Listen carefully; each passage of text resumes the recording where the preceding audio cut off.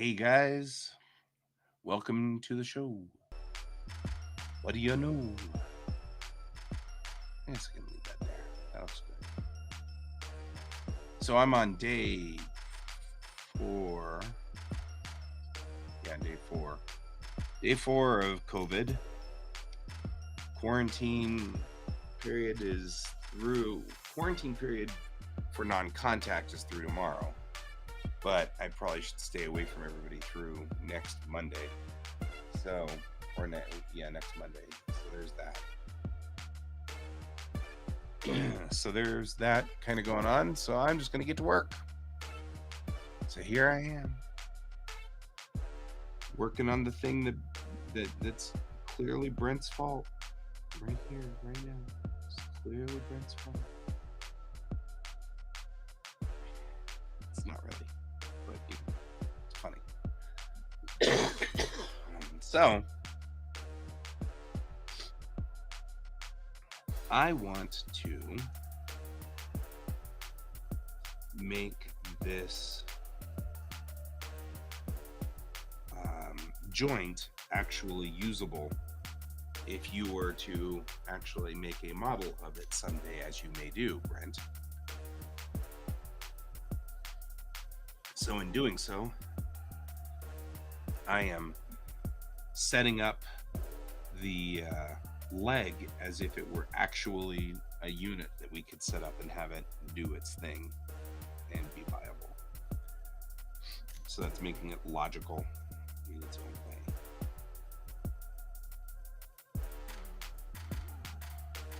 Hang on real quick.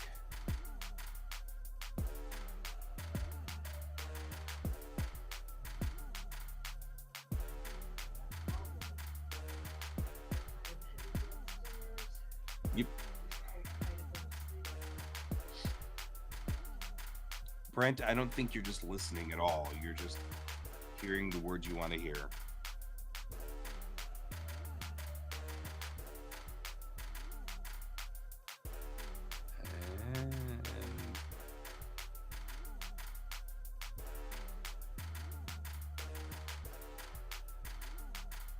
There we go. So we're going to do that. Here we go with this upper joint, like so.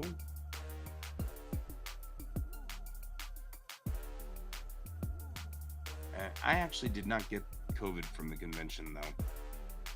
I got COVID from teaching a bunch of kids. So, there's that.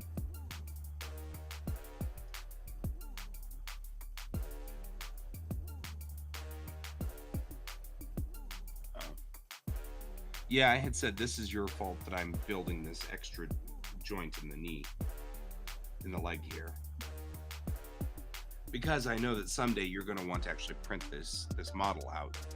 And right, the way the model was originally, it was just two things stuck together and they just kind of passed through each other magically.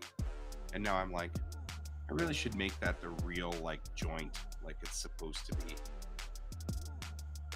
And I was like, because someday you're going to print it, and then when you print it, you'll be like, oh, I really want to print this, and I'll be like, oh yeah, you do. And so I was gonna put a ball joint in there, but the ball joint wouldn't be stable enough. So I really think that what I need is a 6-vector hinge. So one vector that slides out, another vector that rotates on that slide, and then the third vector that bends down or up. That's probably our best bet. So I'll build another device in here in a second, and we'll fit in right there. So we'll create a new one, a new object in here. I need to go to modeling mode.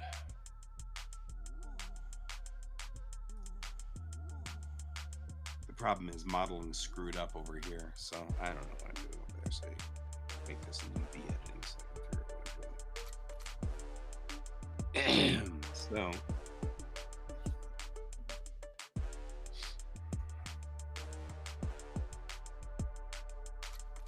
there we go. Down here.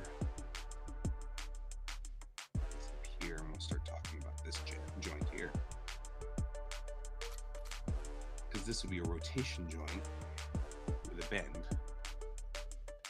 So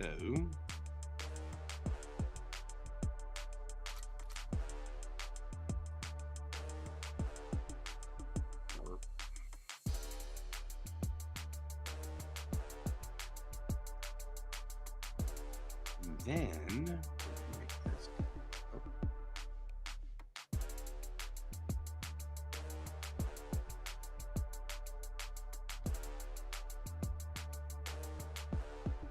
Actually, I feel like I should do something like this and just match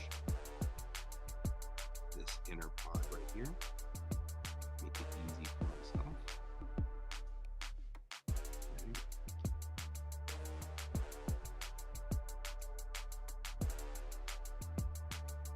There we go.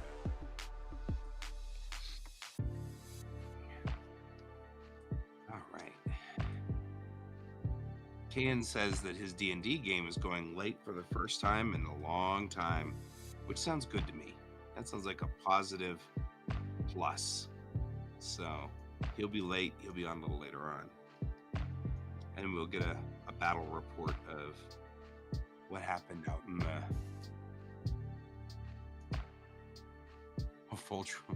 you just fold that laundry. You do that. And that's an important thing to do.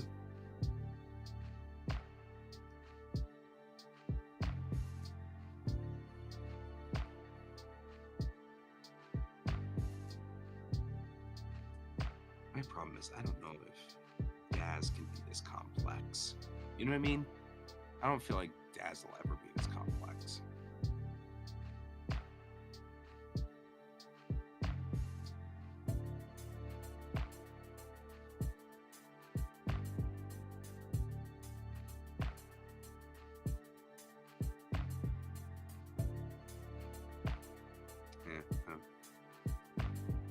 You made your bed.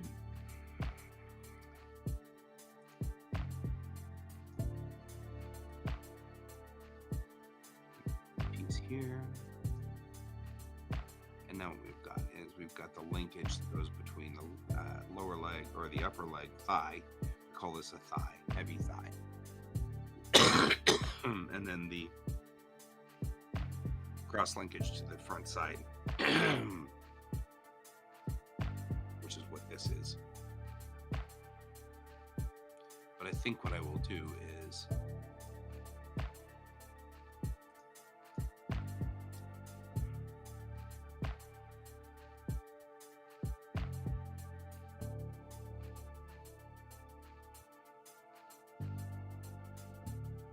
technically this would be a pin through the middle, which go into the forward hinge, which could pivot out.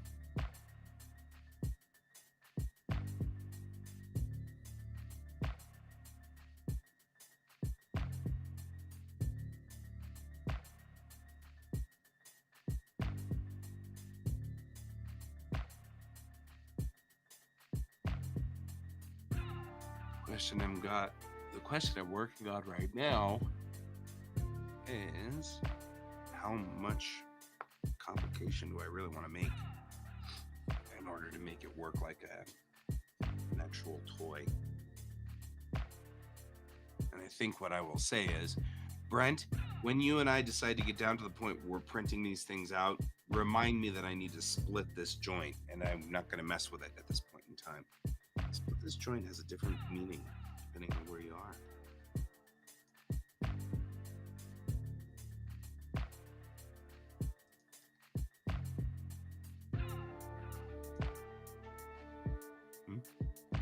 There or not? Here's the induce. This. No. This. Debt or nothing.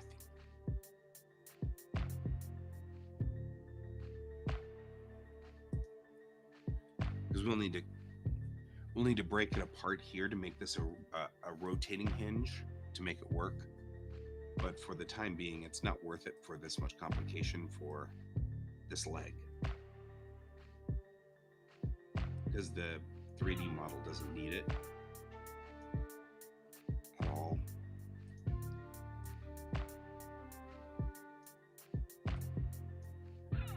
But we will need it for any further models. So I will leave a gutter there that we can see clearly. Let's see.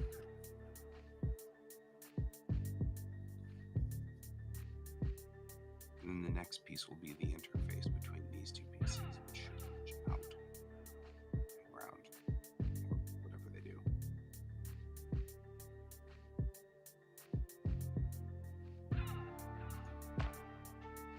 Okay, so that's how we'll do that.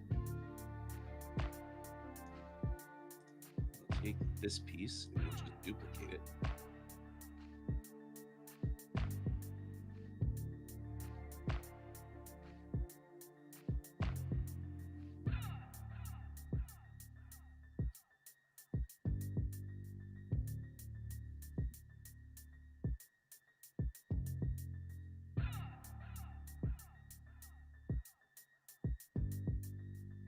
Yeah, let's just duplicate it.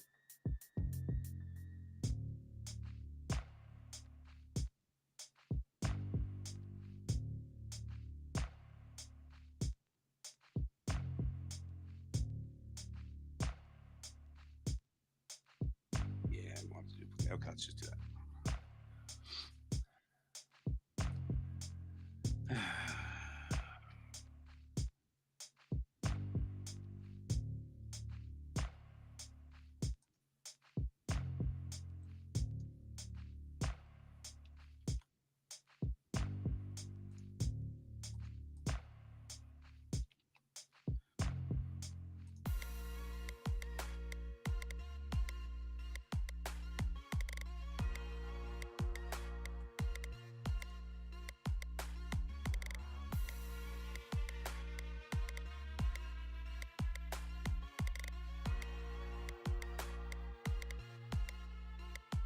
Well, that's going to be a thing. We're going to have to rectify that at some point. Just saying. Right. We'll go into edit mode. We'll go to these points here. And grab both things. Don't. Thank you. Just this one object. Edit mode. Thank you.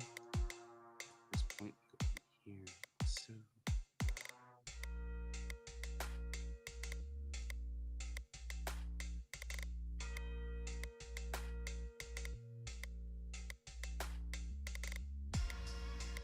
Yes. No. Yes. No. Edit mode. Object mode. Select you. Edit mode. Take you.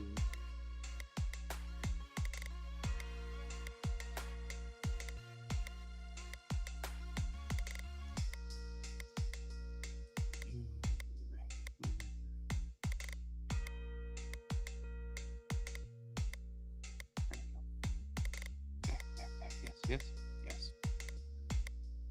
Did that work? Sort of. In its own sort of way. In its own sort of it didn't work way. All right, edit mode.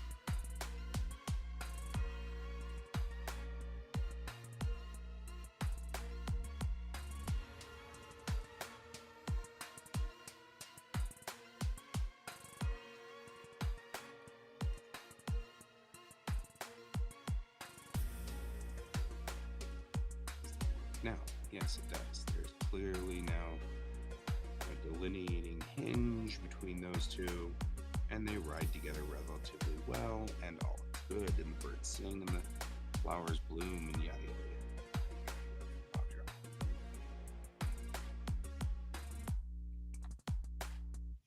And the downward hinges.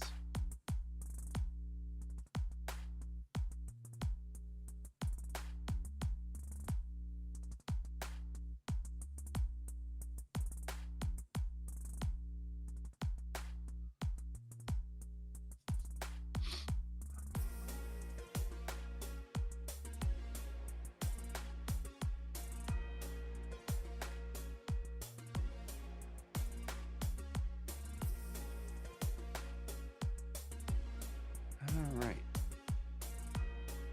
So now we've built the hinge piece the way it's supposed to be.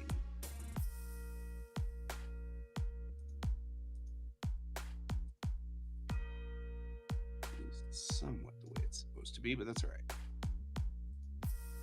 Go to edit mode.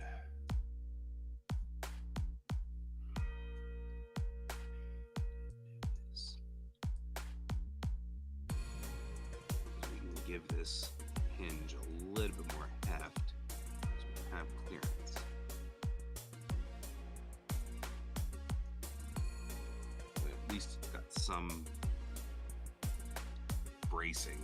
It looks a little bit more like it's holding everything together a little better. And that works.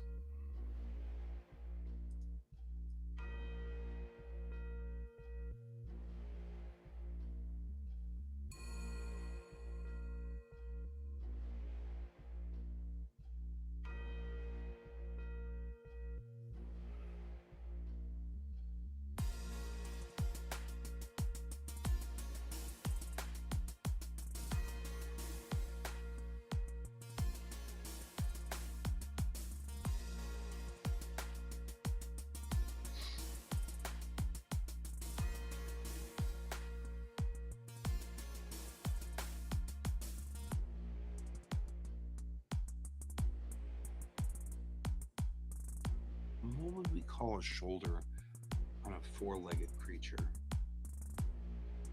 We just call them shoulders, I guess. We call them shoulders.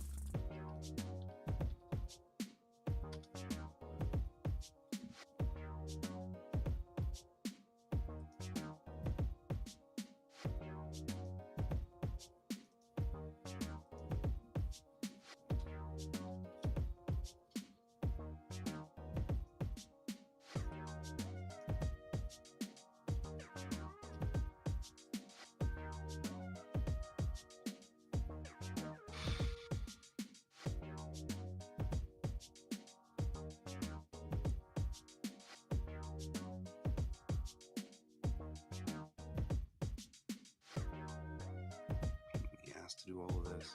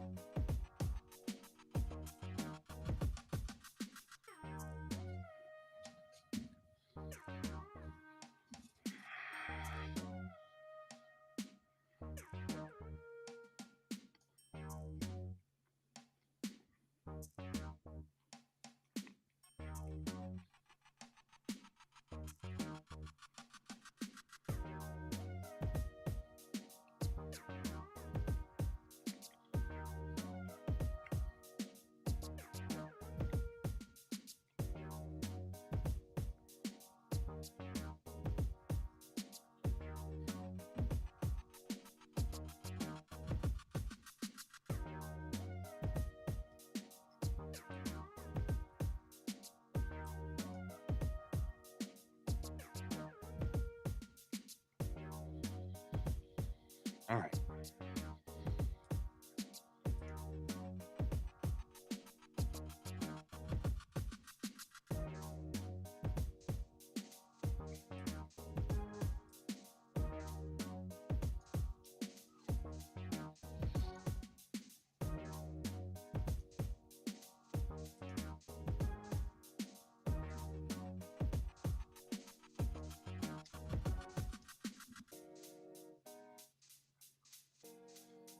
Now the entire leg is connected to the shoulder.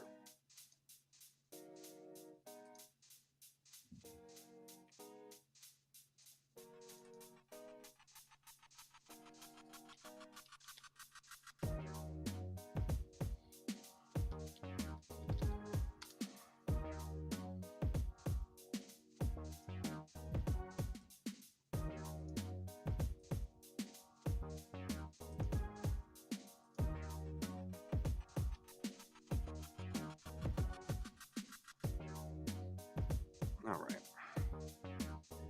So now what we've done is we've connected everything to the shoulder unit.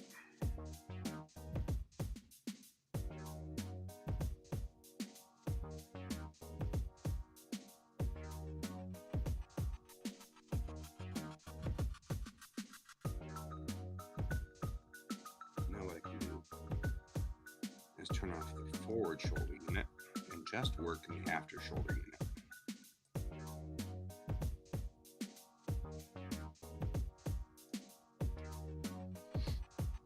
And that's what we should be working on.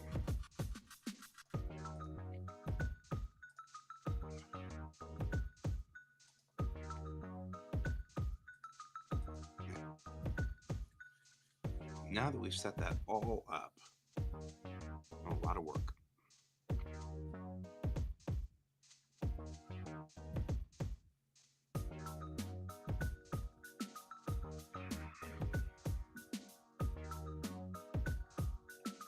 And I'm hoping the foreleg still fits under there. It does. A little tired.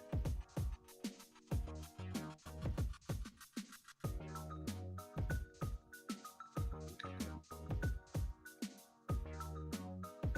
All the mechanics still fit. Good. After all that work, it'd be irritating to find out that all the mechanics no longer work.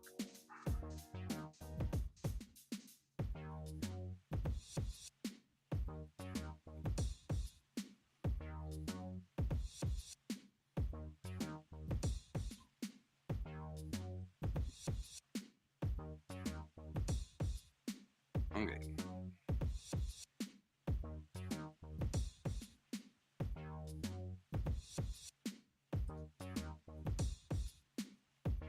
So we'll do this.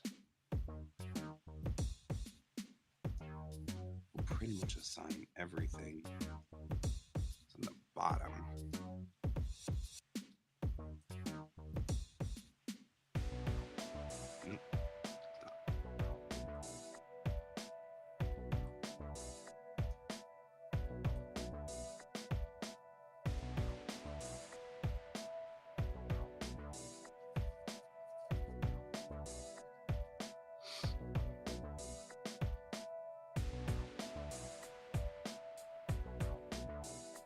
Oh man, it's a borked triangle.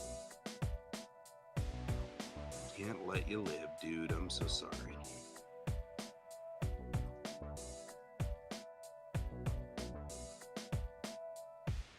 You're totally borked.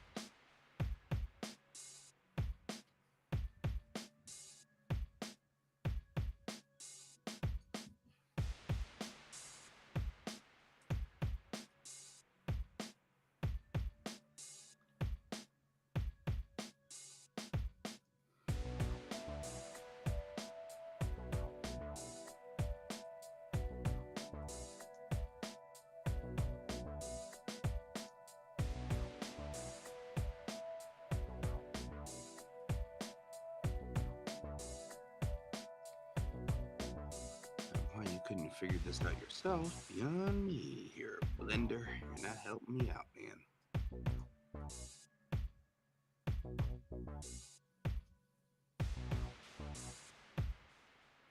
back to my original work.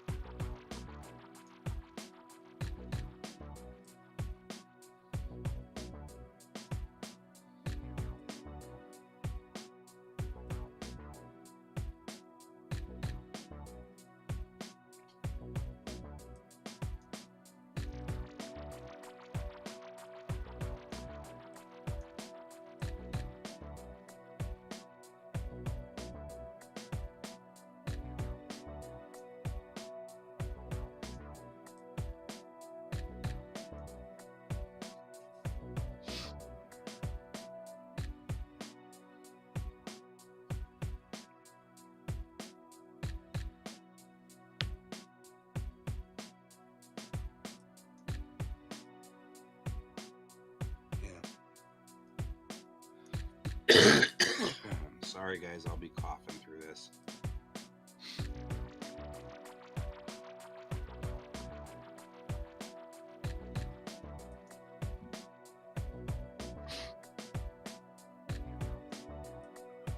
All right. Here we go, doing the top thing here.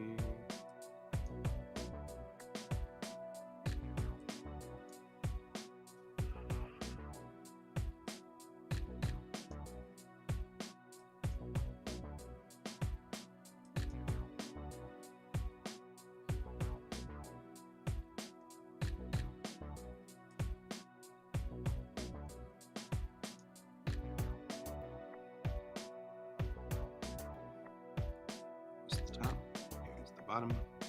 I'm not wasting a lot of time with any complicated stuff because the truth of the matter is this isn't going to be very well. It doesn't need to be elegantly portrayed.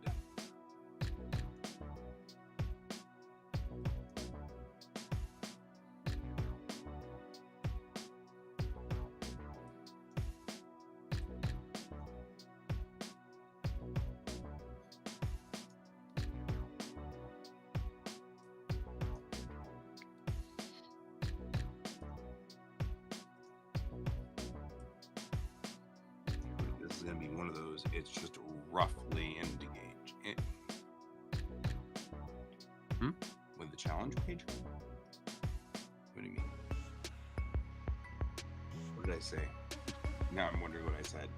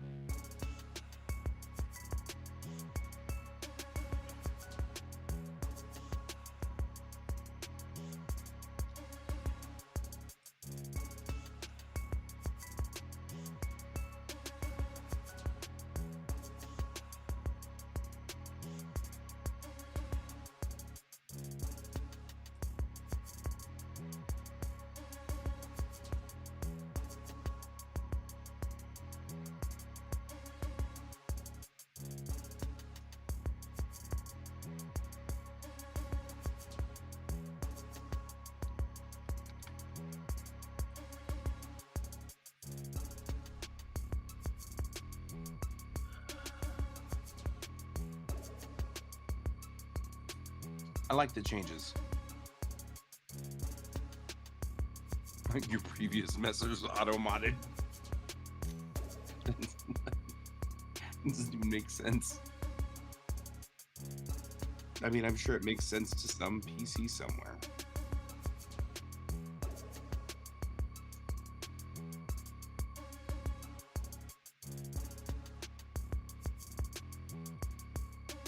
I didn't have any problem with the Quack site. I think it's great.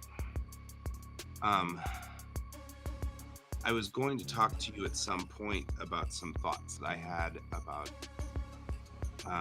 like a regular blog type thing that gets preloaded.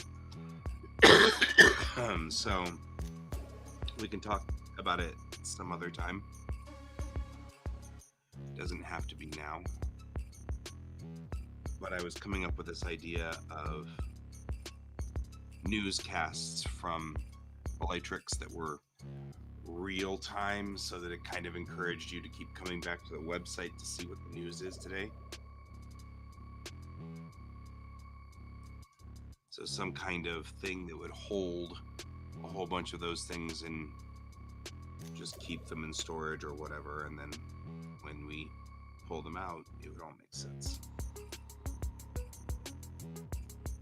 Or then it would fire off one at, whichever one at a time or whatever.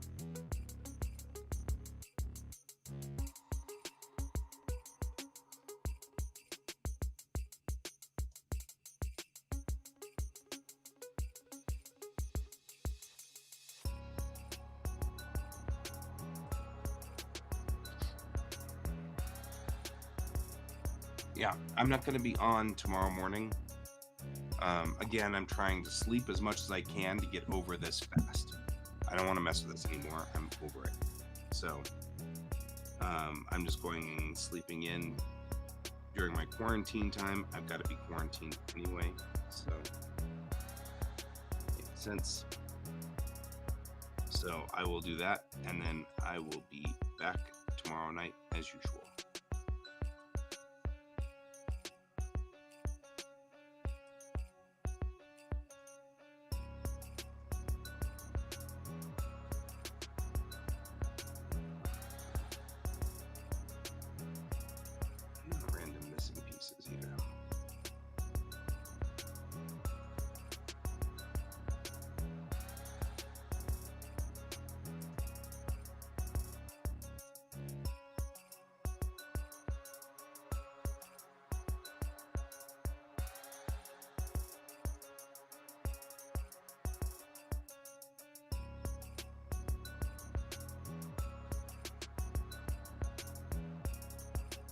Cool. See you then, bro. Sleep well.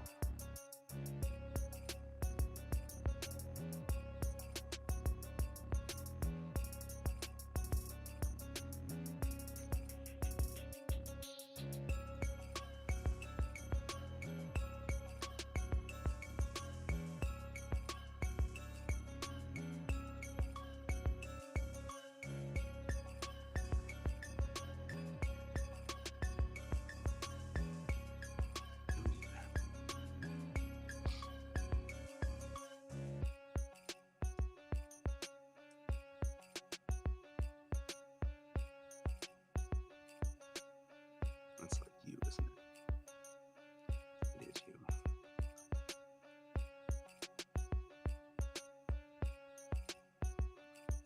It's choice.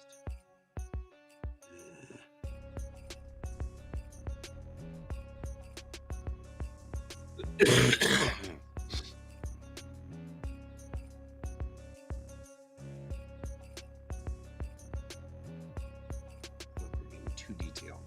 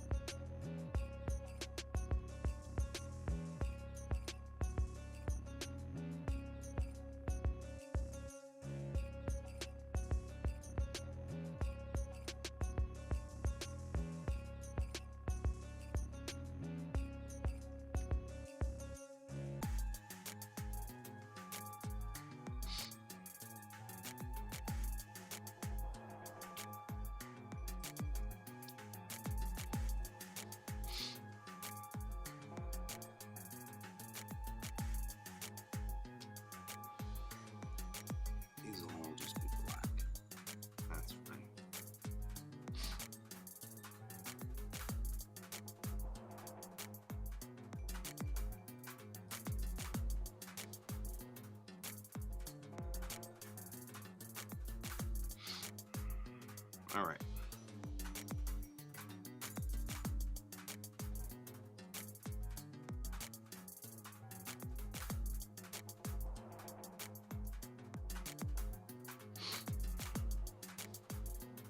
In every one of my models, I have what I call the junkyard. This is the junkyard. Everything here is just going to be rendered black because it's either a line along this side here, or it's this little knob right there, or there's no detail needed for any of these pieces, and all we're doing is adding complication, and it doesn't need to be this complicated. And so what we're doing is we're going to render this whole area black. That's my junkyard. So when I get to it, I will take this entire line right here,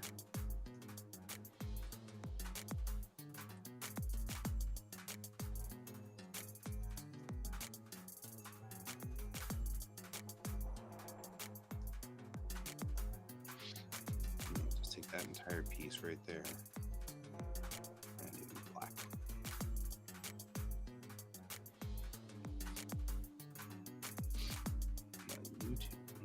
Rotated.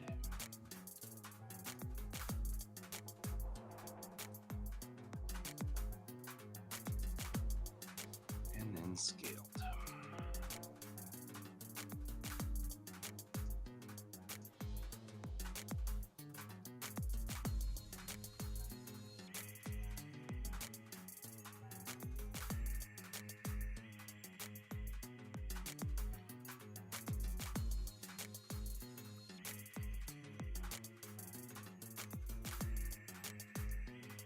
Weird. I would have expected those to be, I mean, we are talking about the same piece here.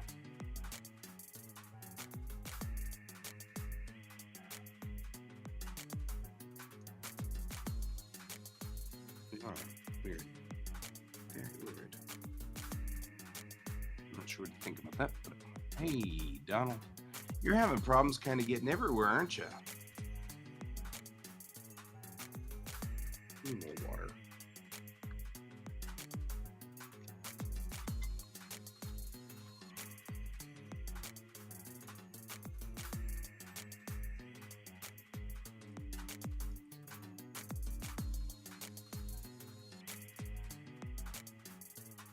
There we go. Okay, so that's the outer piece.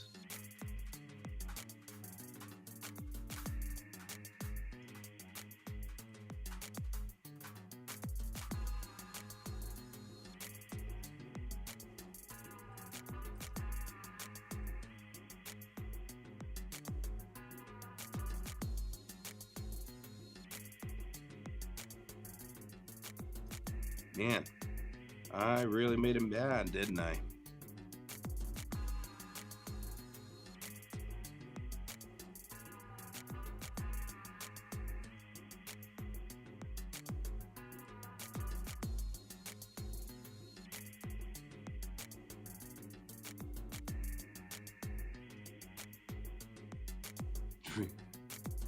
You just went around and you're like, I'm going to organize my room. My office needs to be organized in a bad way, my friend. Or in a good way. And however you wish to look at it.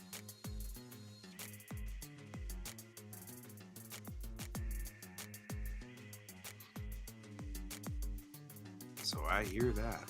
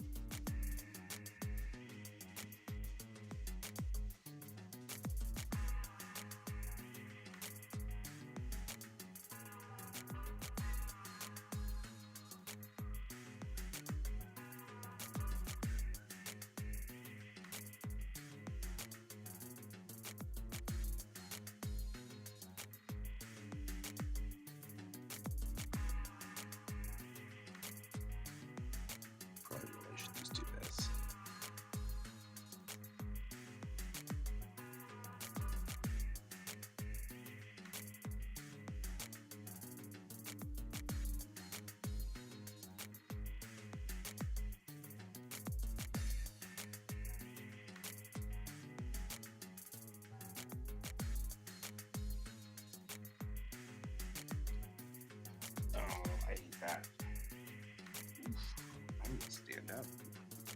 I've been sitting too long. Oh man. Until I'm sitting too long, my butt's going numb. It's not the world's best stool. It really is not.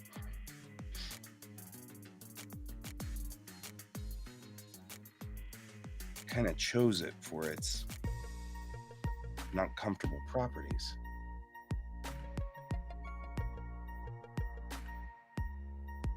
Yeah, you should probably get some more fuel in you, my friend.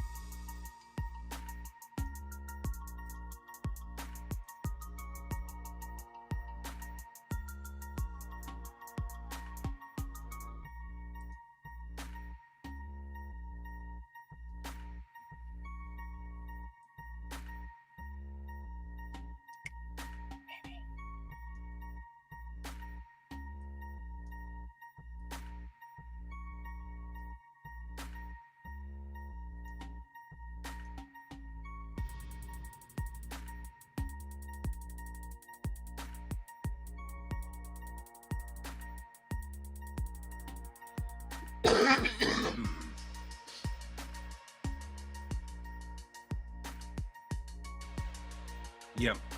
Yeah, he worked in Nagasaki, and he lived in, or whichever one, but yeah, he survived Hiroshima and then decided to move to Nagasaki.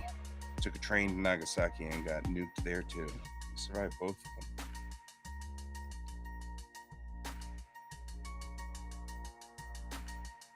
I'm glad you liked my Hiroshima information. It was fascinating. I think the thing that fascinates me is the discussion about how there are people who really, really, really need to make it sound like the Americans intentionally tried to blow them up. I'm like, well, you kind of have to know what Saipan was like. Saipan was not a field day for anybody. Nobody enjoyed that.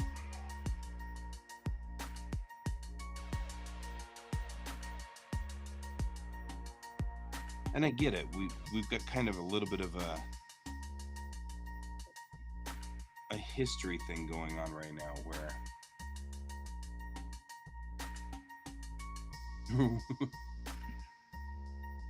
is your ship part of the Bikini Atoll tests?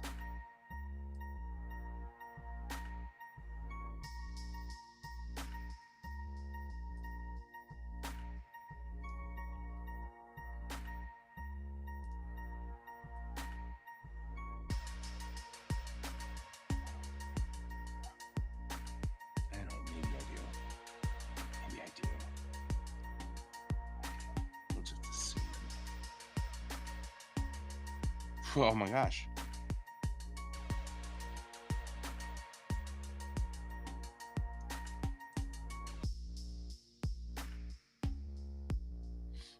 That's awesome.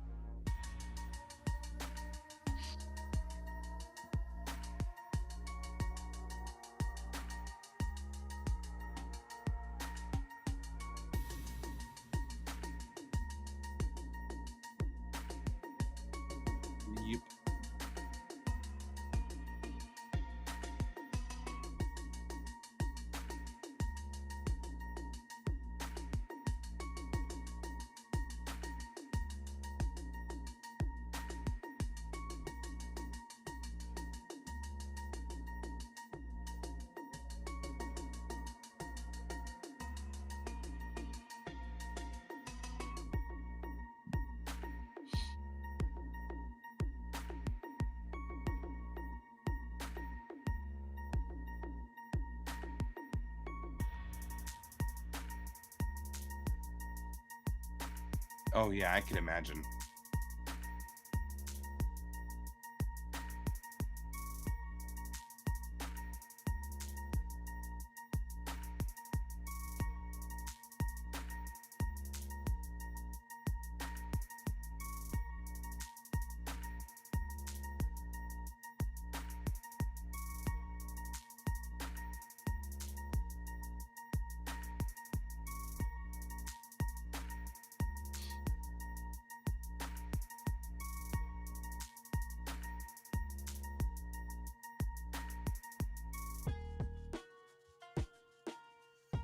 I wonder why they would put live ships out there, though.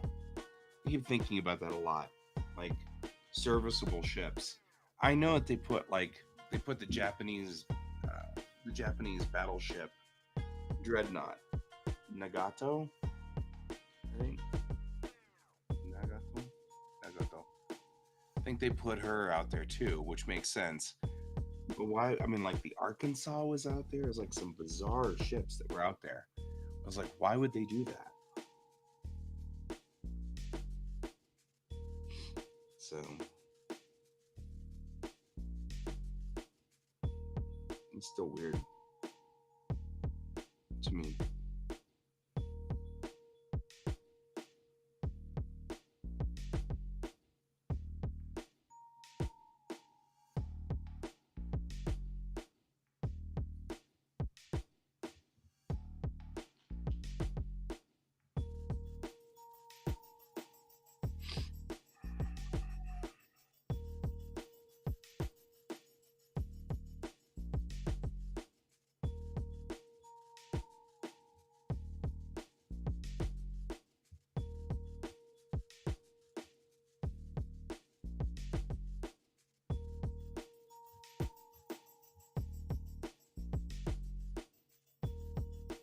Oh yeah, yeah.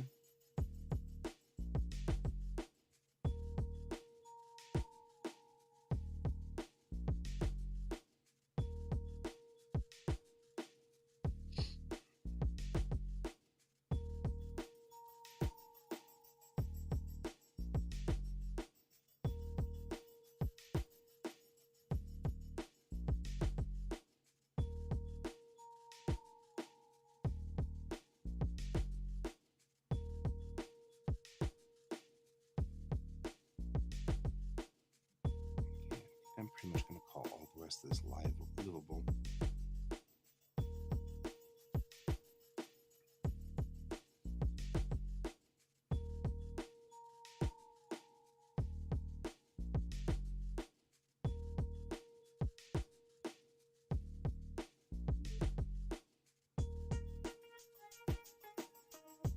I think Can's joining us. Maybe. Howdy, howdy. How are you? I'm okay. I'm trying to decide which one of these pieces are going to be like. Yeah, nobody's ever going to see them, so I'm just going to make them all black. Like, which pieces are this? Like, you, no, you'll see that. But you, nobody's going to see you. And you, no, I'll see that. But you, nobody's going to ever see that. So you get to move it over here.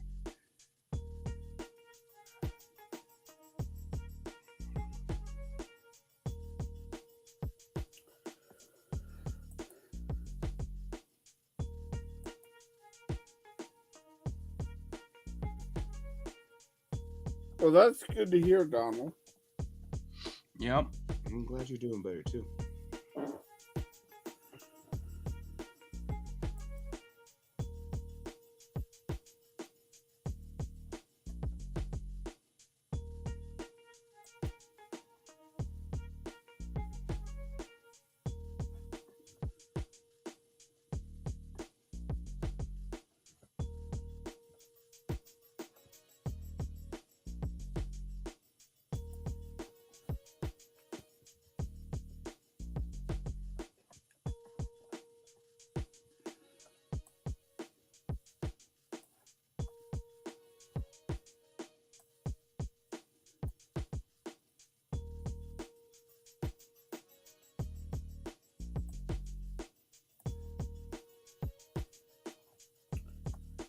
This is a very talky head page. Hey, Merrick.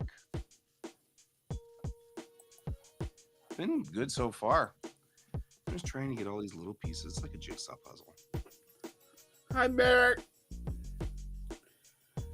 I just got home from D&D.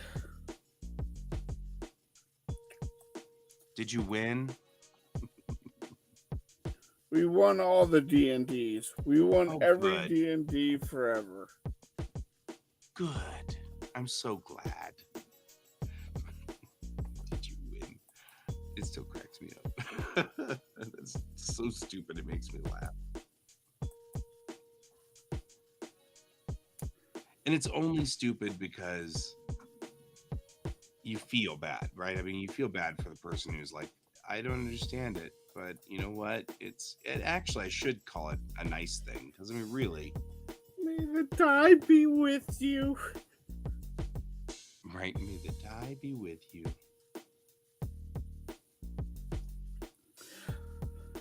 That was a good. We did session 0 of Pathfinder 2E.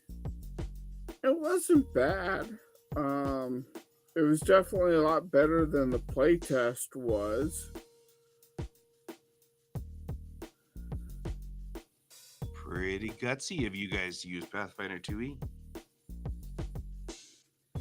For no reason other than, Pathfinder 2E is new. So, well, cool.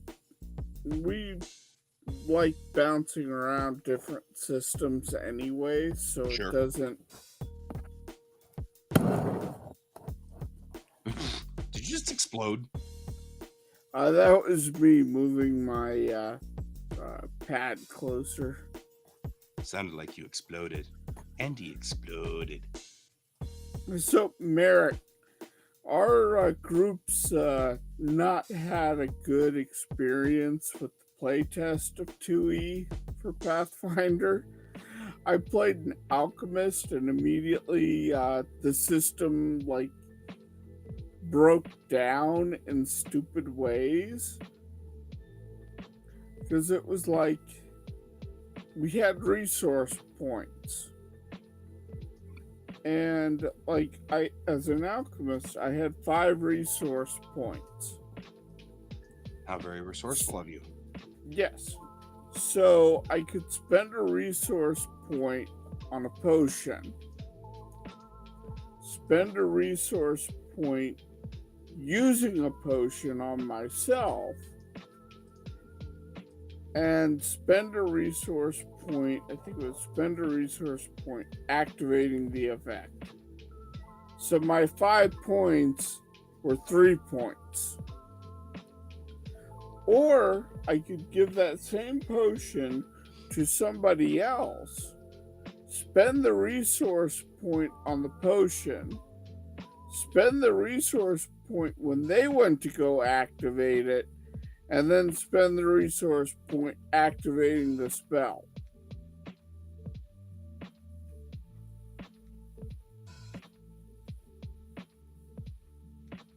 And I went, this is dumb.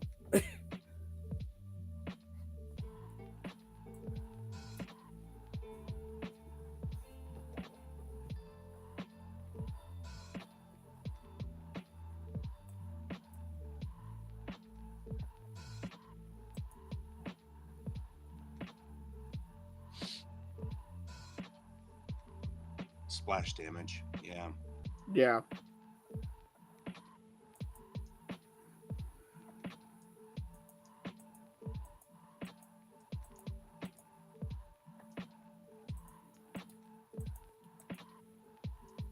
Oh yeah, Savage Pathfinders.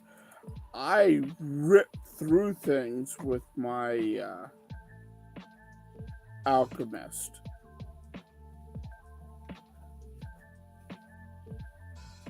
I was dropping bombs like they were going out of style.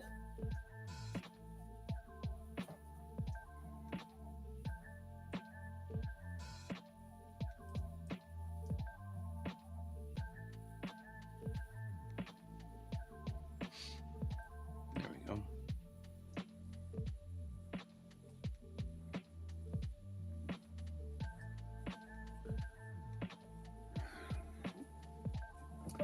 Come on, dog. Yeah.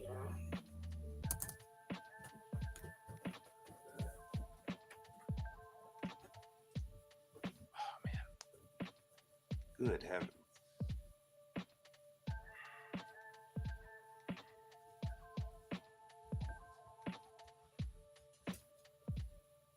All right.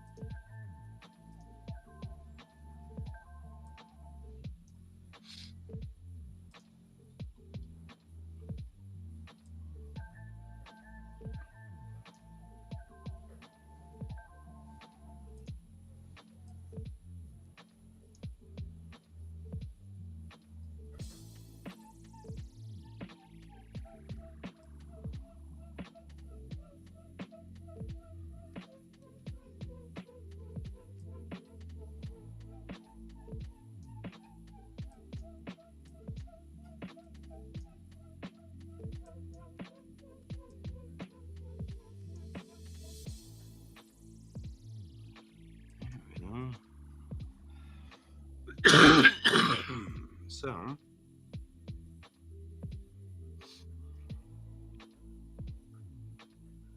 here on the foreleg.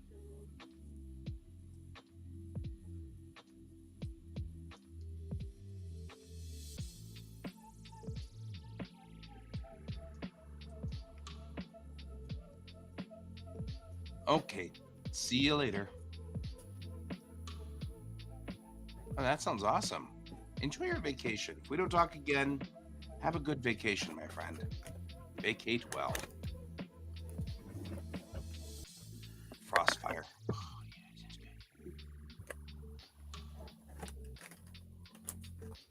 All right.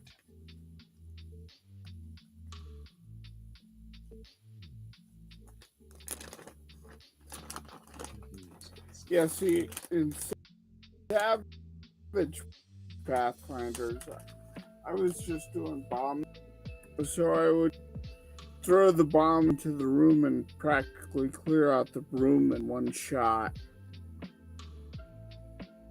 Yep. Beans will do that to you. I mean, what?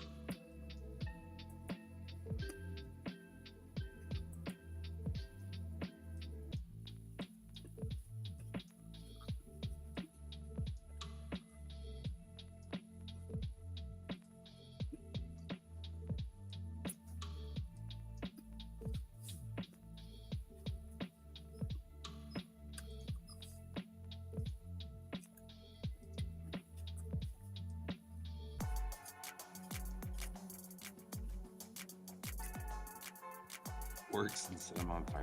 Yeah.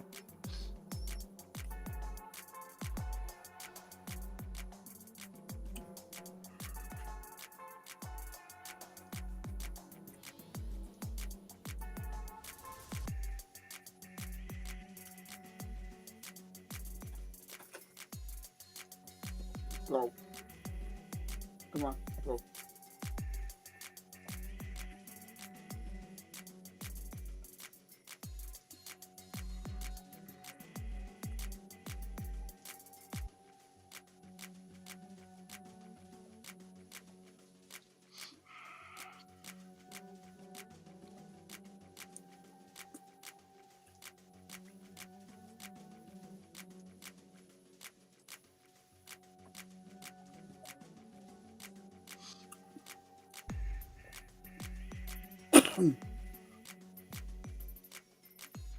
So the city of Aurora is not going to investigate the HVAC collapse at the Gaylord?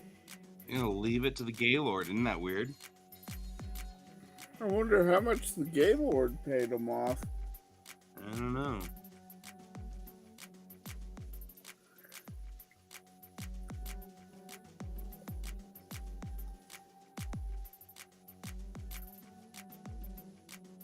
It wasn't the Gaylord. It would have been Marriott. Gaylord's Bond Boy.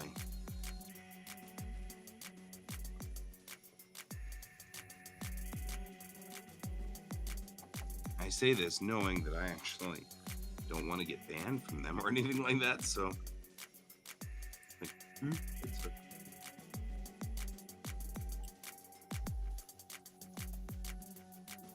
Because that's all you need.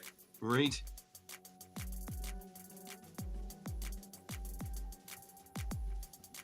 I'm not allowed on the premises. What? How'd that happen?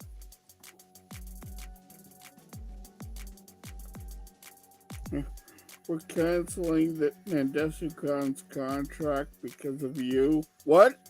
What? How'd that happen? I didn't say anything. I mean, maybe I did, but I didn't mean it.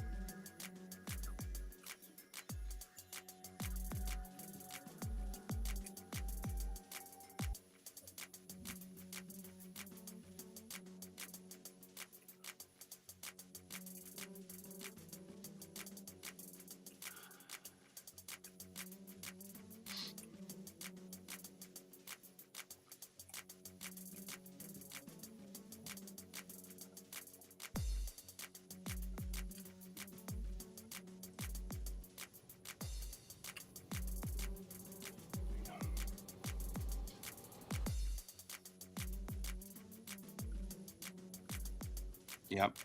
It was kids. That's the thing that's kind of terrifying. It was kids. Yeah.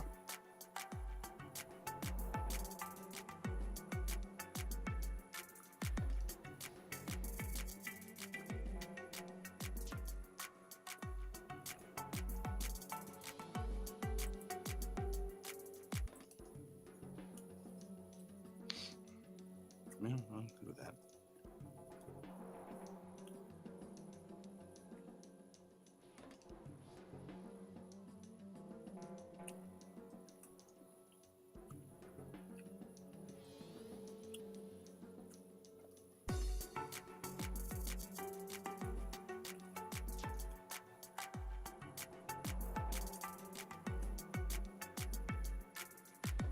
Yeah. Yeah, it was pretty terrifying.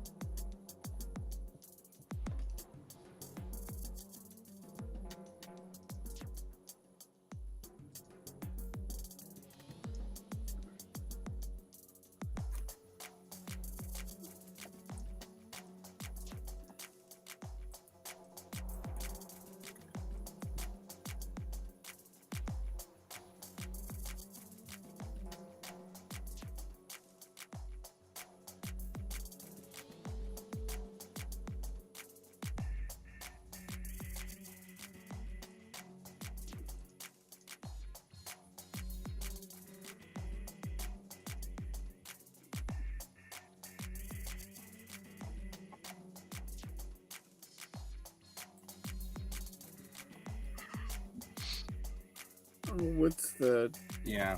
what's the 25 panels?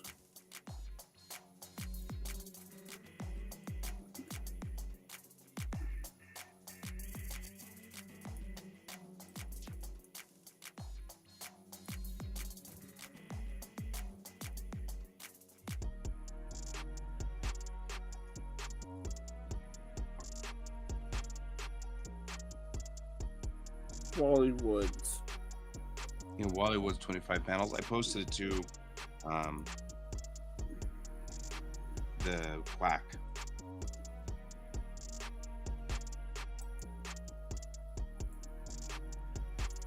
I'm constantly referring to it. Yep.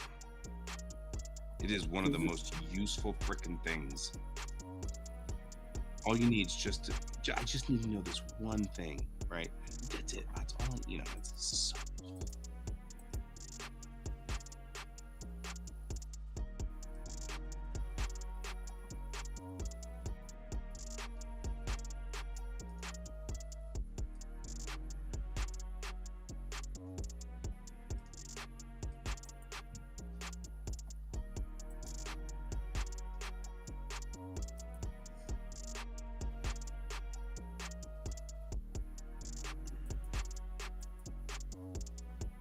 I'll tell you one thing.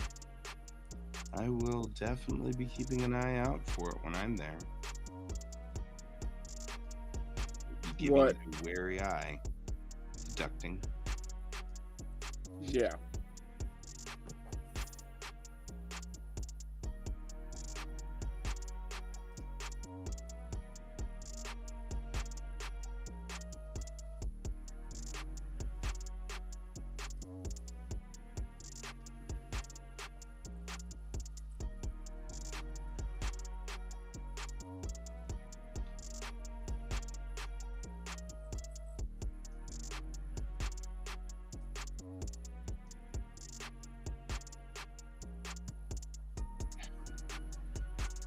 This is so stupid.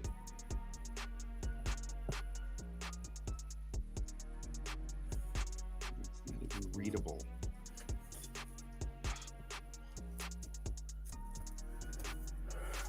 It doesn't. I tell it to do this by a cylinder projection. This is so frustrating. Yep, it's true. Oh, so what were some of the other news articles that the AI generated for you? Man, a whole bunch. Because, like, you had the sports page, which was interesting. Yeah, it was really cool. So yeah, I did in the world of sports is a new game on the scene that's taking the world by storm. So I loaded that in, and then I asked it to go blow by blow. So then it went. The Bellatrix Bandits and the Corpora Hens took to the court with a packed stadium of fans eagerly anticipating the start of the match. The referee blew the whistle and the game was on. The Bellatrix Bandits won the opening serve and immediately started to show their skill, passing the ball around quickly and using the walls to make quick ricochets. The Corpora Hens were on the defensive from the outset, but they were able to keep the Bandits at bay, blocking several shots and making some impressive saves. After several minutes of back and forth play, the Bellatrix Bandits scored the first point of the game. The Corpora Hens quickly retaliated, making a 2 ricochet shot that gave them a 5-point lead. I mean, like, it understood the game's mechanics. This is all stuff we made up. Like the rules of how to make this game work. It really did a pretty good job of that. It's kind of cool. It actually sounds like it's describing racquetball almost. Yeah, so the way we set it up was that you have to bounce the ball off of the floor and the wall into a basket. So if you bounce it off the wall into a basket, it's 1 point. If you bounce it off the floor and the wall and then into a basket, that's 5. But you have to do it inside the just like I figured that if you think about it, tennis, racquetball, basketball, all of those, volleyball, all of those games have the you must bounce the ball or not bounce the ball inside this square, thing. So that's kind of the thing. So I figured there would be a square and you had to bounce the ball in the square. So but yeah, it's actually really cool. And the Corpora Hens were not about to give up, however. They rallied together and started to put the pressure on the Bandits, making some excellent blocks and taking advantage of their size and strength to get the ball past their opponents. As the game went on, the tension in the stadium mounted and both teams traded points back and forth. The score remained tight, with the Bellatrix Bandits holding on to a narrow lead. With just minutes left on the clock, the Corpora Hens made a powerful shot that looked like it would score them the winning points. However, the Bandits' goalkeeper made an incredible save, diving across the court and blocking the ball just before it went into the goal. In the end, it was the Bandits who emerged victorious with a final score of 25-20. The team's captain, Emily Chan, was named MVP of the game, thanks to her incredible skill and leadership on the court. The Hens put up a vigilant fight, but in the end, it was the Bandits' skill and teamwork that won the day. And then there's an interview. Congratulations on your team's victory, Emily. How do you feel after such an exciting game?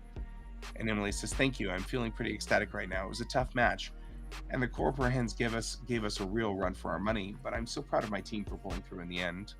The interviewer, what do you think were the key factors in your team's win today? Chan says, I think our speed and agility really worked in our favor. We were able to move the ball around quickly and take some great shots off the walls. But I also have to give credit to our goalkeeper, who made some amazing saves that really kept us in the game. The interviewer says, you were named the MVP of the game. How does it feel to receive that recognition? Chan says, honestly, it's a real honor, but I have to say that this victory was a team effort. Everyone on the Bandits played their hearts out today, and I couldn't have done it without them. The interviewer says, what's next for the Bandits? Any big plans for the rest of the season? Chan says, we're definitely looking forward to the rest of the season. We've got some tough matches coming up, but we're feeling confident and ready to take on any challenge that comes our way. Our ultimate goal is to win the championship, and I believe we have what it takes to make that happen. Interviewer, thank you for taking your time with us, Emily. Best of luck to you. And Chan says, thank you. It was my pleasure. I mean, like, that's really cool. Like, well done.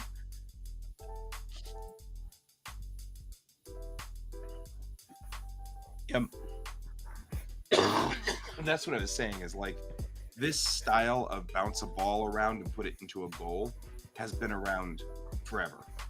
So I figure it's safe to say that 500 years from now, we'll have some variant of it, you know? Yeah. And so that's a pretty safe bet. Then we had life on the planet Jax was tough. The soil was somewhat toxic, and the air outside the dome was unbreathable. But the inhabitants were a resilient bunch, and they were determined to make the most of their home. One group of Jaxians had a dream of planting a garden inside the dome despite all the challenges posed by the planet's less than ideal conditions. They knew it wouldn't be easy, but they were willing to put in the work to make it happen. They began by testing the soil to see what would grow best. They discovered that with some careful tending and the right nutrients, they could make the soil suitable for planting. They started with small plants that could handle the toxic soil, gradually working their way up to hardier crops like tomatoes and peppers. It wasn't all smooth sailing, of course. There were setbacks along the way, including a few failed crops and a pest infestation that threatened to destroy everything they had worked for. But the Jaxians didn't give up. They banded together using their collective knowledge and expertise to find solutions to each new problem that arose. And finally, after months of hard work, a garden began to thrive. Lush green plants sprouted from the soil, bearing colorful fruits and vegetables that the Jaxians had never before tasted. The sight of the garden thriving in the midst of the toxic environment was a source of pride and joy for the entire community. The Jaxians hosted a celebration to mark the success of their garden, inviting all the inhabitants of the dome to come and enjoy the fruits of their labor. They shared stories of their struggles and triumphs and the moments that they thought it would not make it. But they also shared the joy that they felt at the sight of the garden. So that's kind of cool. I mean, it was just a random trying to make a garden in a dome. And then I took it to a different tack. And so I had it to Mermaid's Grove, a small coastal city on the planet Renum, was rocked today by a devastating construction mech accident last week. The incident, which occurred in the new development site in the city, left several workers injured and one dead.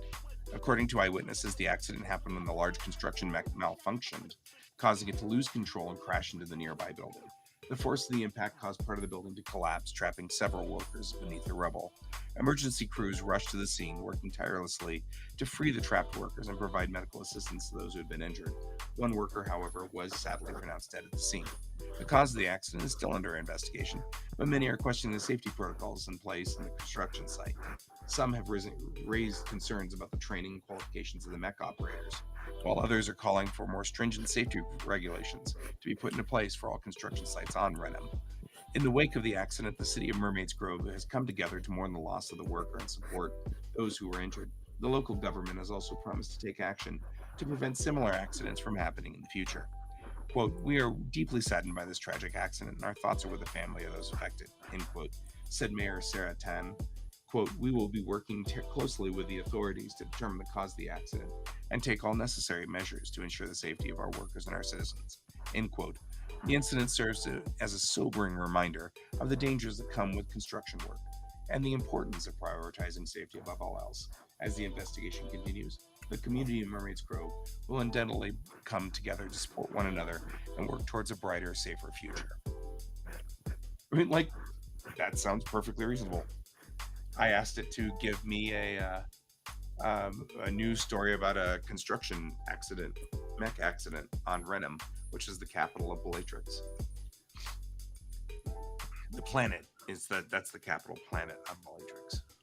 Do a weather report. I've got to do a weather report at some point, don't I? That'd be awesome. What if I could get it to do solar weather? Wouldn't that be kick butt? Yeah.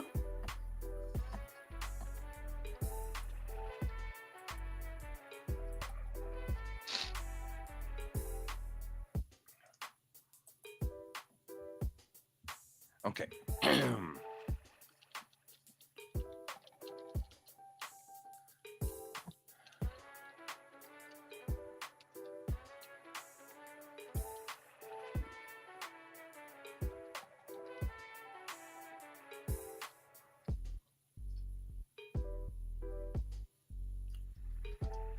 Curious.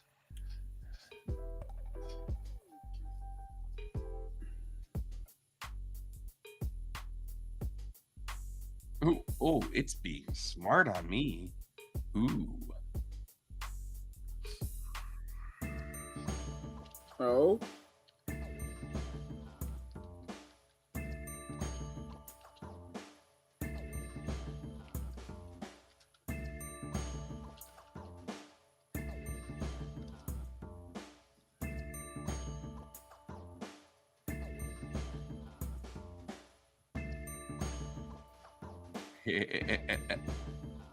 Oh God, it's good.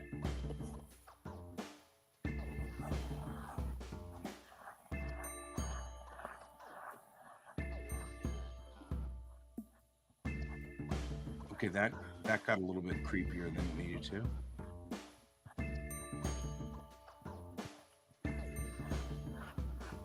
So I asked it to give me a weather report about Bellatrix, the solar system around Bellatrix. And it says, I'm sorry, but Bellatrix is not known to have a solar system.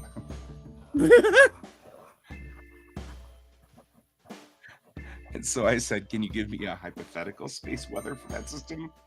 And it said, sure.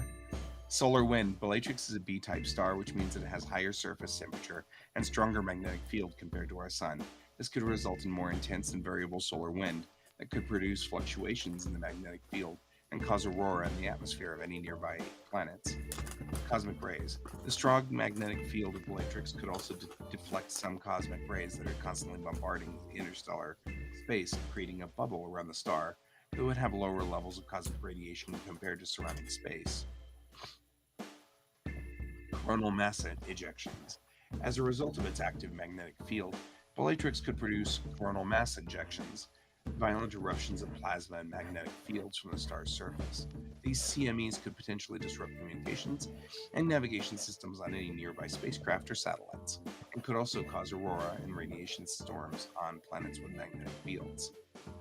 Interstellar medium. Bellatrix is located in a relatively sparse region of the interstellar medium, which means it's less likely to be affected by interstellar shocks and the other space weather phenomenon that can arise from interactions from the surrounding gas and dust. However, it's still possible that Bellatrix could encounter small-scale variations in the interstellar magnetic field and plasma density that could affect the space weather conditions around the star. I'm like, that got much more accurate than I thought it would ever get.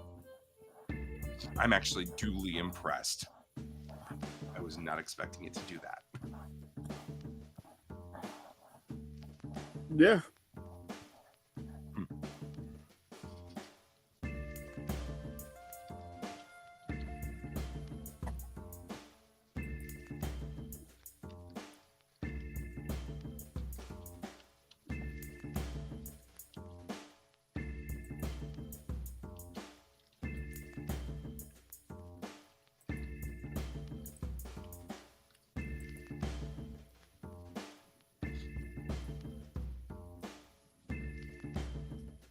Now I'm curious.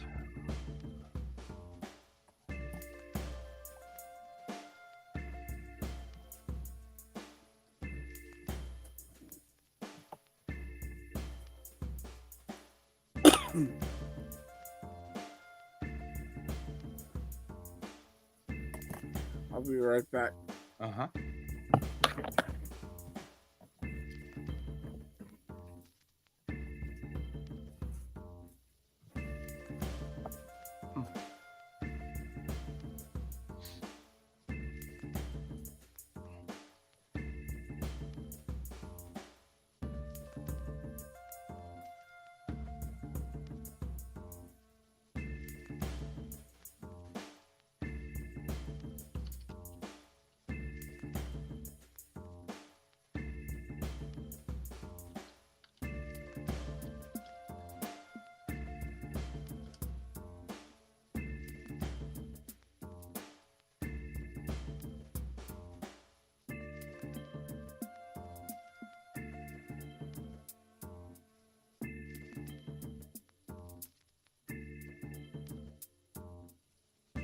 We should have done this before.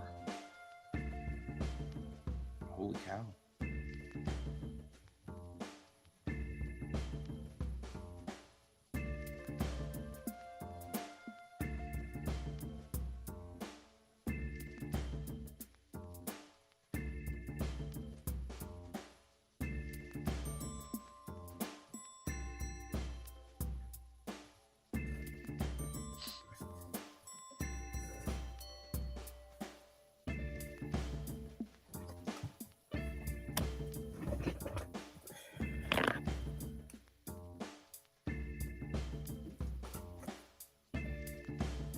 Sorry, my throat is causing me some issues this evening. Yeah, actually, I'm about to go downstairs and get water too. It's driving me crazy. I just asked Chat GPT to give me the 15 closest stars to Bellatrix, and it did. I was like, whoa, that's pretty dramatic.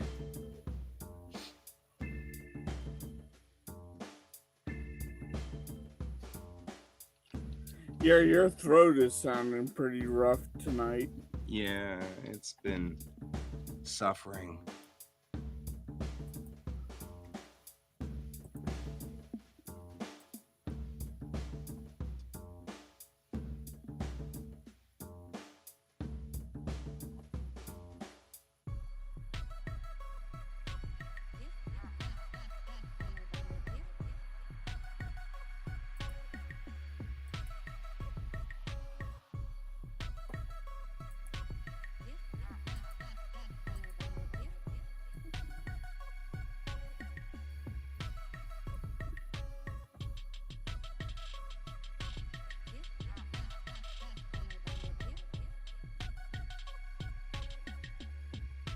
Damn.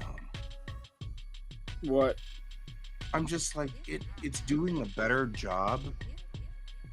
The Chat GPT is doing a better job of consolidating data than anything else I have ever used before. I mean, I asked it for the 15 closest stars to Bellatrix, and it gave them to me. And it said these stars are all located within 20 light years of Bellatrix. It's worth noting that many of these stars are relatively faint and may not be visible to the naked eye. So I just picked one at random and I said, can you tell me about HD 38478? And it said, sure. That's a star located in the constellation Taurus. It's about 14.3 light years from the star Bellatrix. Here are some interesting facts.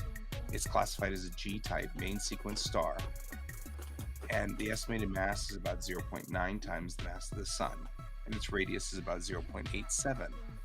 It has at least 2 confirmed exoplanets in orbit. The first planet was discovered in 2000. The second planet was discovered, and it's about 8.85 times the mass of Jupiter. The second planet was discovered in 2012 and has a minimum mass of about 0.78 times the mass of Jupiter. Huh. Like, I didn't even know any of the planets that were near my Bellatrix had companions. I'm like, me. Should have done this a long time ago.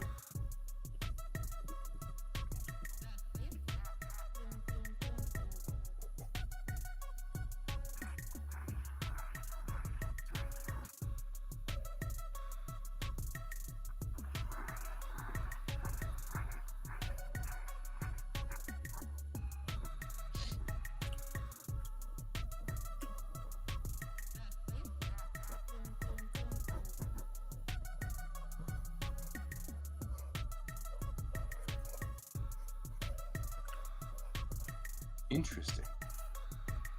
That is truly intriguing. Did not expect to get help from ChatGPT on this. I'm just saying.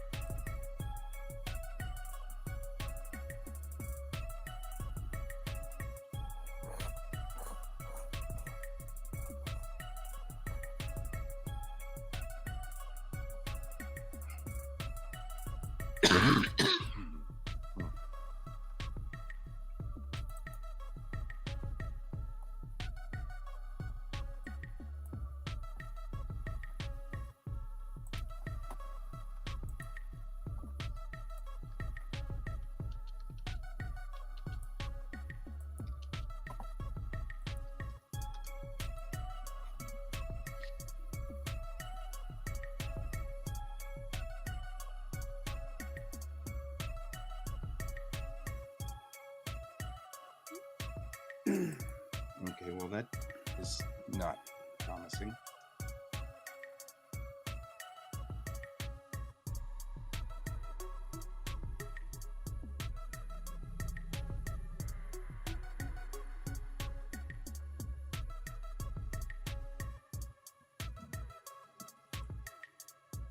I'm wondering if they just have it outdated.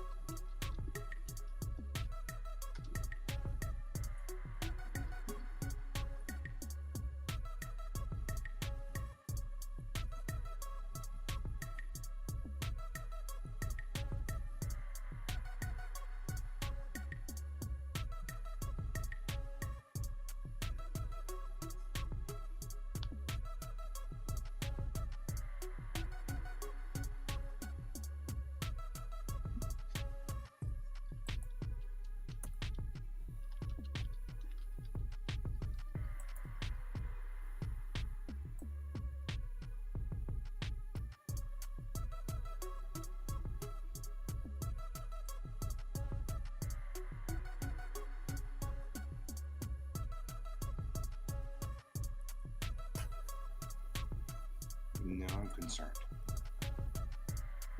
Just firing off two of those.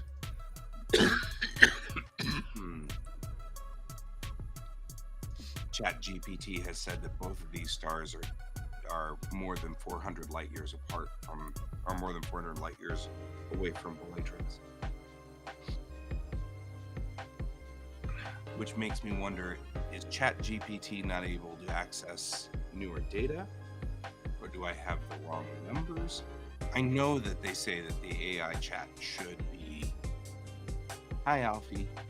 The AI chat should be counted as potentially fluffy, you know? Yeah. Like, don't count its fact-finding, and I get that. But it still concerns me. I've asked specifically about one star. And I'm like,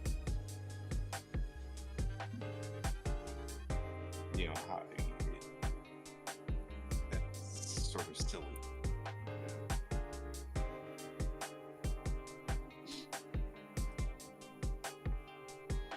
So, anyway.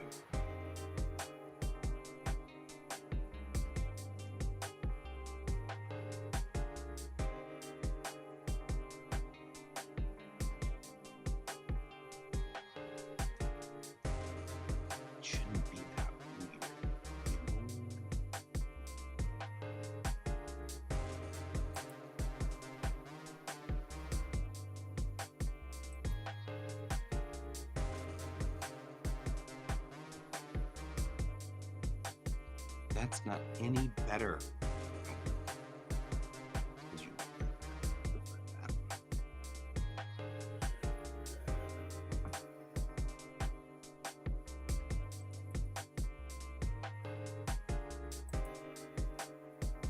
We're doing okay down here.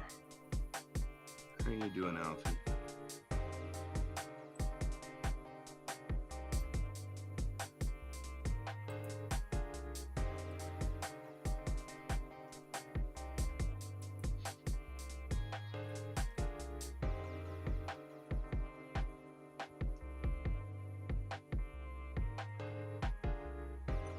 You still can't do it right. I'm put in the right. I even put in a seam and you still got it wrong. It's so weird. Oh, or just hit unwrap on here. Oh, that was easy.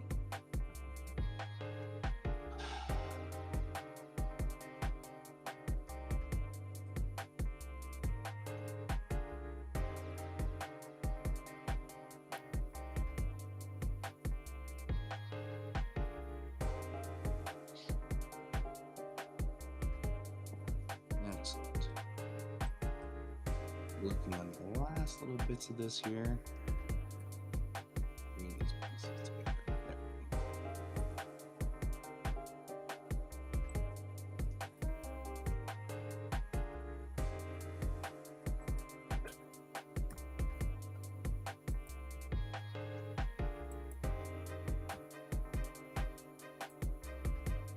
There we go. It's not much, but it's home.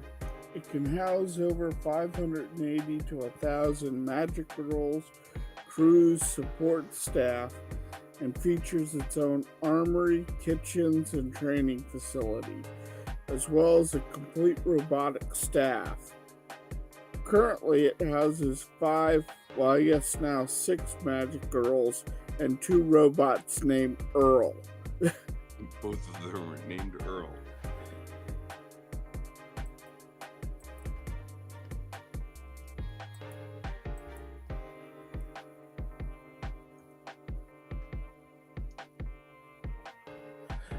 I like that the last 2 remaining robots are both named the same thing. Right.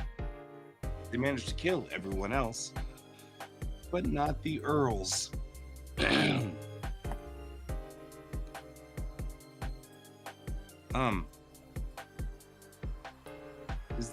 Does that make them magical Earls? Yes. Okay. Can't help it. Can't help it. It's in my system. It's in my blood. I have to say these things.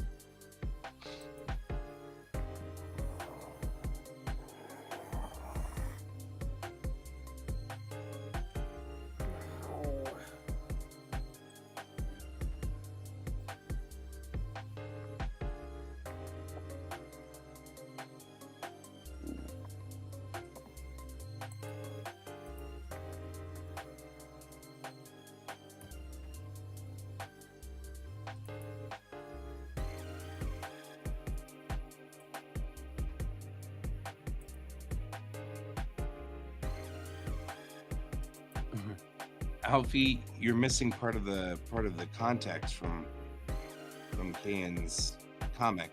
The Earls are robots. The only robots that lived through the destruction of the world were 2 robots, and they were both named the same name, which is part of the funny part of that joke. They were both named Earl. And usually that system holds more than 1,000 magical girls, but all the magical girls have been killed. So the only ones that are left are the 5 magical girls that are there. That's part of the plot of his comic. So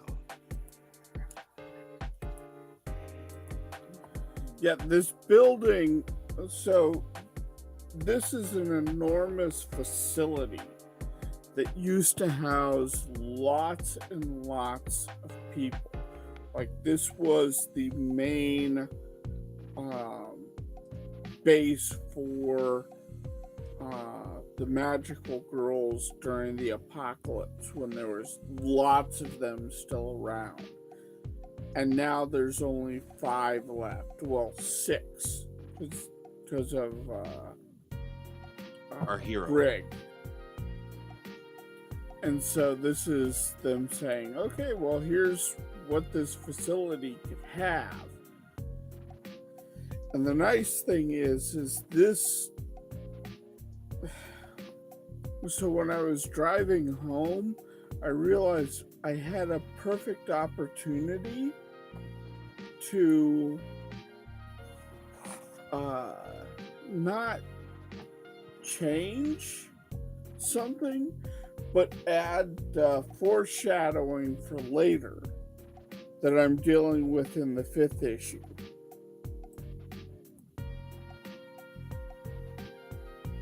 That eventually this place will have to be filled.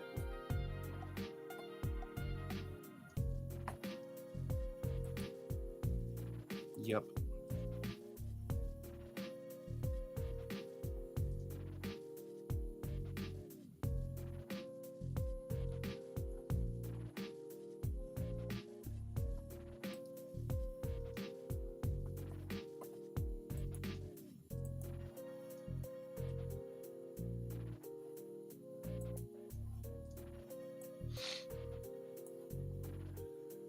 It also makes the next page funnier, because here it is.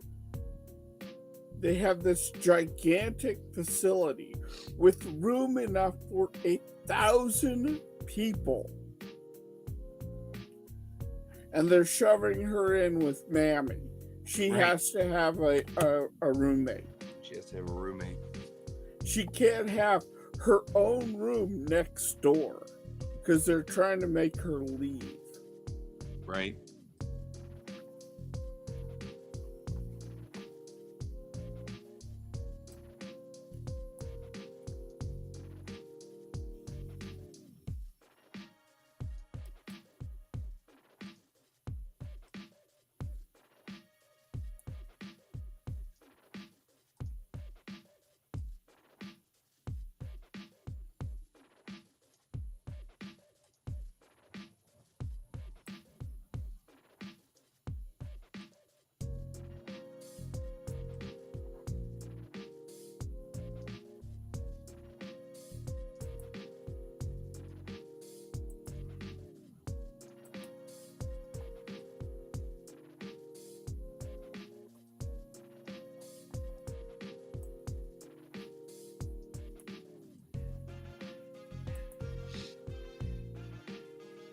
Yeah, we do too. It's good to have you here for a little while, though, Alfie. Yes. Hope all's going well. Hope your assignments are going well. And enjoy the rest of your evening. Yeah.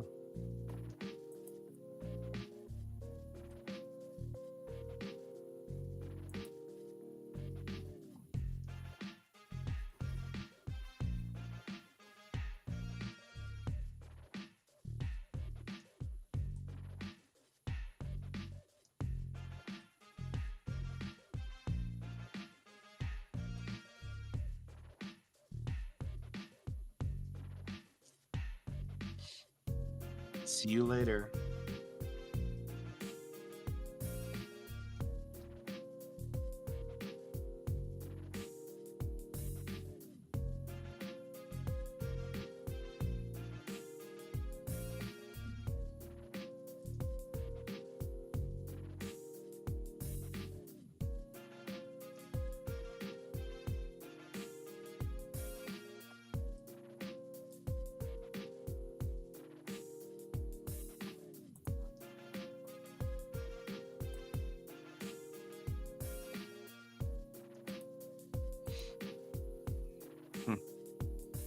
And that's one leg. What's one leg? That's one leg all splayed out, trying to get it so I can map it later on. That's what one leg looks like. Woof. And all those pieces. When you UV unwrap something so that you can get all of the pieces, you can draw them, so that I can make it look like it's a hand-drawn thing. This is where I start.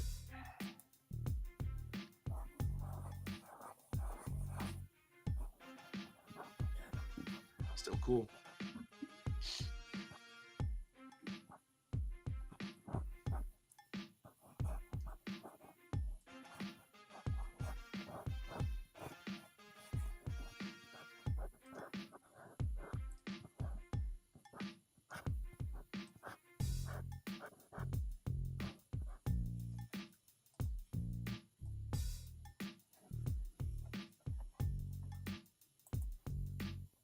Now we just have to do the front legs, the front leg on this side, and then they all can be in one clump as a one leg piece thing, whatever.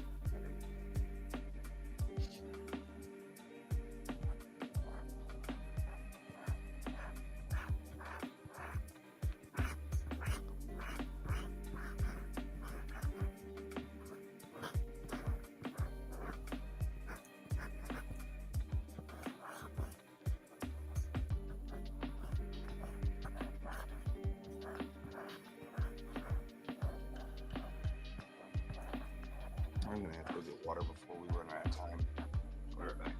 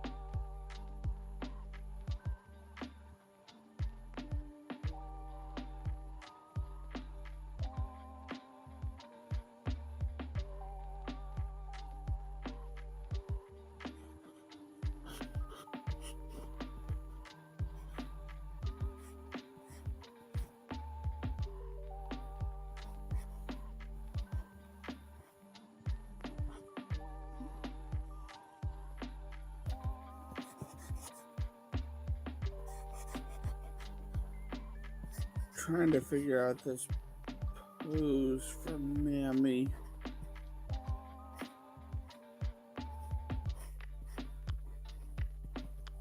Because she is pissed off that they are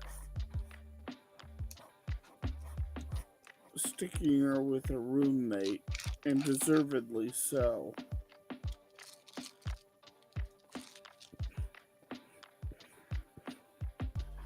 They have reasons for doing it because they want to actually get rid of her as well, because they don't see her point. She's weak in their book because they're using her incorrectly, and so she doesn't have the firepower that the other girls have. But Brig winds up discovering what she's really good at on accident. She's good at accidents. Sort of.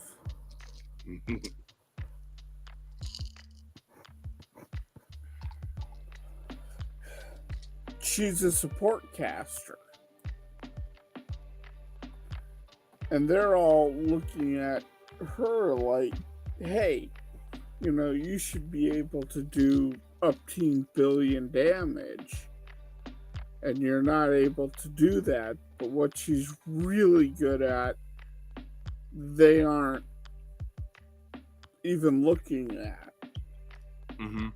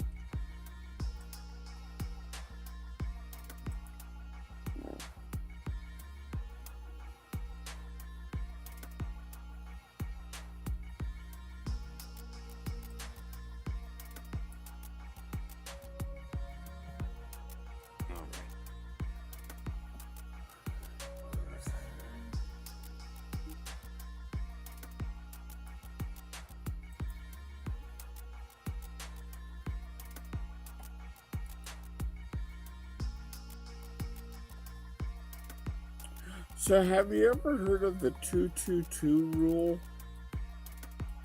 Maybe. I mean, I used to say no, and then you'd say it, and then I'd be like, oh yeah, we call that the Joe Smith rule. So I don't know. That's why I'm not maybe. 2-2 rule in comics? Go ahead and tell me anyway. It's where you want to stick to around 222 words or less on a page. Oh, yeah. I have heard that as 25 to a bubble. And only 3 bubbles max. So I assume that would somewhere come up to the same logic. Yeah. I mean, I say that now, like, maybe not.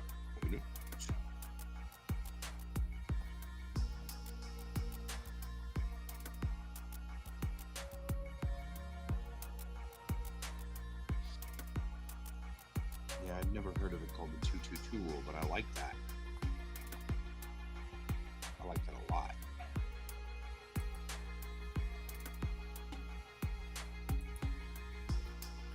Yeah, I follow a number of, like, been in the comics career for a long time. Artists on Twitter like Patch. Mm-hmm. And they talk about that from time to time. And so it's like, huh, that's interesting. Right? Because I didn't know that was a thing.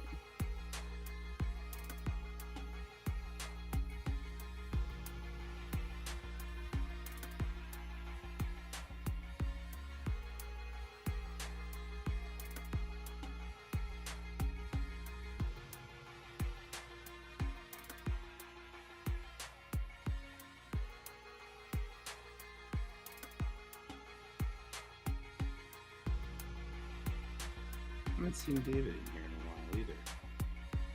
Huh? I haven't seen David in a while.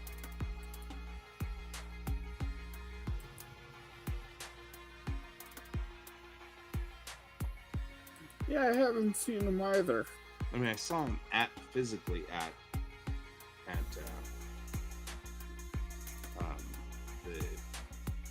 the meetup last week, but How's he doing? he's doing fine. Doing about the same, but yeah. David is what David is. All right. Now all those intertwined properly. And the linkage is correct.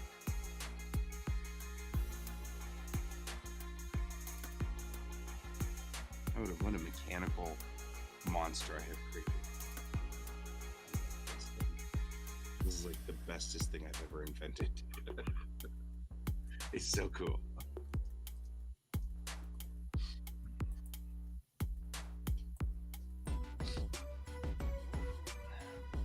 Behold my creation.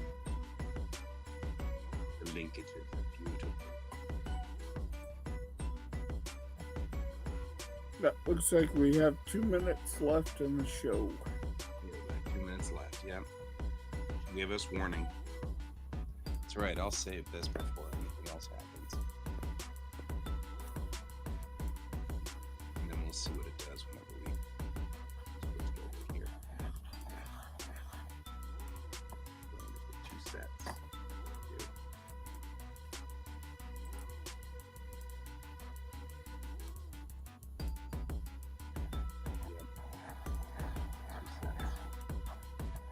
So, it doesn't matter if this set needs to be like straightened out straight away.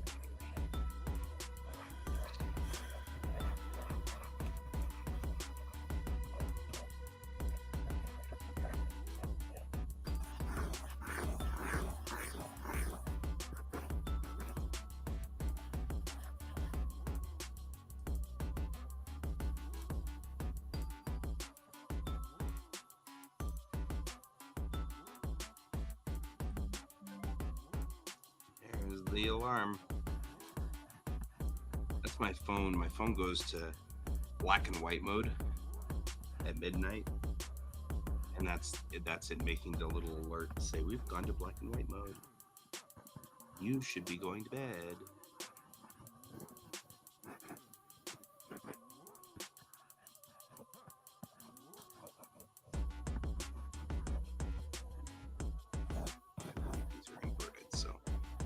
before I go to bed.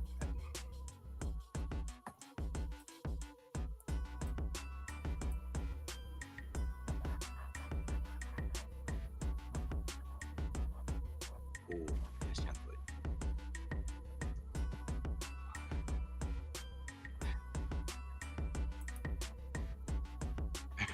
I get confused. How did you mess this up?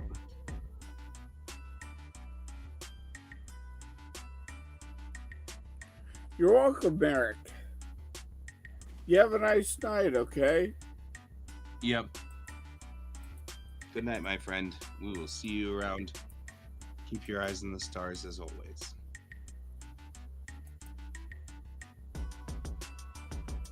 Okay, so I managed to mess this up somehow.